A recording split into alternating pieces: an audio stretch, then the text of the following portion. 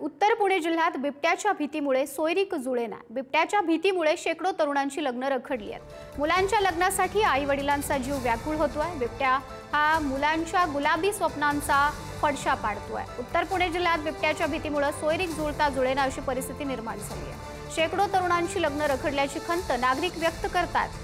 तर पोरं करती धरती झालीत, आता कधी एकदा त्यांच्या डोक्यावरती अक्षदा पडतात या आतुरतेनं एकीकडे आई वडिलांचा जीव व्याकुळलाय, तर दुसरीकडे ही पोरही लग्नाची स्वप्न रंगवतात। पण दुर्दैवानं लाल रक्ताला सटवलेला बिबट्या तरुणांच्या या गुलाबी स्वप्नांचाही फडशा पाडतोय। काही बिबट्या येतोय रातचा, आम्हाला बाहेर निघता येत नाही। आम्ही कसं काय निघावा, सुई नाही काही। नातवंड शाळा जात्यात, त्यांची वाट पाहता पाहता दिवस जातो अख्खा।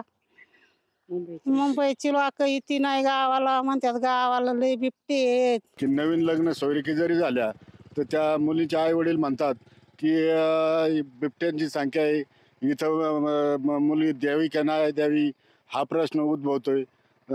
संध्याकाळचे 6 वाजले का बिबट्यांचा धामाकुळ पाहायला मिळतो प्रत्येक नागरिकांना। कारण आजकालच्या परिस्थितीत आजीबाबावर जास्त भरोसा असतो आणि ह्या वेळेस आजीबाबांना जर त्यांच्या जीवाची जर आपल्या जांबूत गावामध्ये तर एक आजीच खाल्ली, इथं 2 मुलं खाल्ल्यात, त्याच्यामुळे ती काही आजीबाबांच्या भरोशावर सुद्धा आता ते लेकी सुद्धा आपल्या मुलांना पाठवती नाहीत मामाच्या गावाला।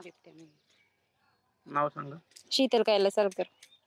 आमचा पण भाऊ आला नाही मुंबईवरून, त्यांना पण बिबट्याची भीती वाटते। आम्हाला शाळेत जाताना भीती वाटते बिबट्याची। पप्पा सोडायला येतात, जाताना पण भीती वाटतंय, येताना काळजी वाटते कसं येऊ आम्ही घरी।